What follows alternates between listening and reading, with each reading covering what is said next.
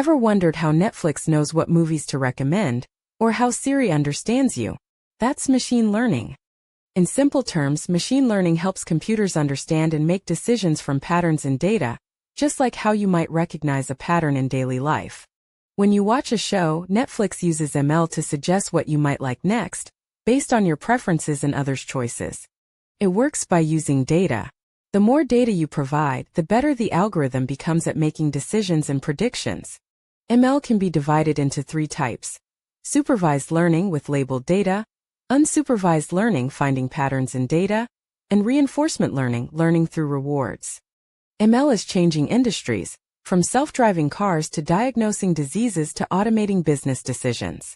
To begin, learn Python, the go-to language for machine learning, and check out powerful libraries like scikit-learn and TensorFlow. If you found this video helpful, subscribe and comment below. Let me know what you'd like to learn next.